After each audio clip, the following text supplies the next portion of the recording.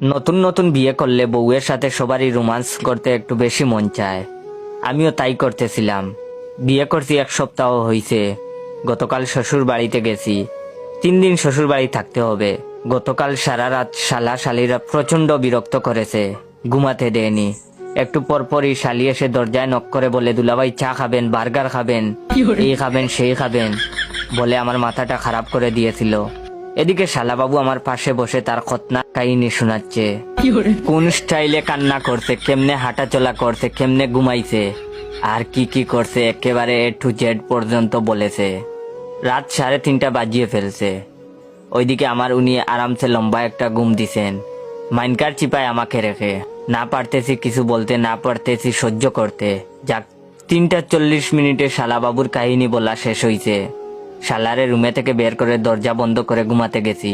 ঘুমটা আসতেই বউ ডাকাডাকি শুরু করে দিছে আর বলতেছে, সকাল 8টা বেজে গেছে, উঠো তাড়াতাড়ি।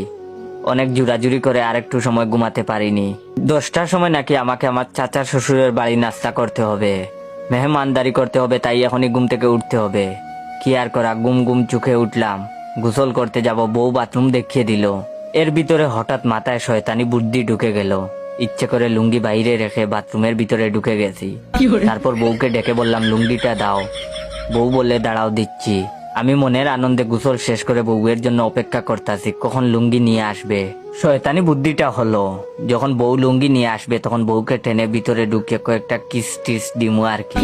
অনেকক্ষণ অপেক্ষা করার পর আবার বউকে ডাক দিলাম, কোথায় গেলা, লুঙ্গিটা দিয়ে যাও বলে বাথরুমের দরজা খুলে হাত বাড়িয়ে রাখছি। বউ বলে, দিচ্ছি। একটু পর বউ লুঙ্গি নিয়ে আসলো। আমার হাতে লুঙ্গি দিতেই বউয়ের মুখ না দেখে আমি বউয়ের হাত ধরে ফেলেছি। হাত ধরে টানাটানি, বউ টানে বাইরের দিকে, আমি টানি ভিতরের দিকে। পুরুষ মানুষ তো, তাই বউ টানাটানি করে পারেনি।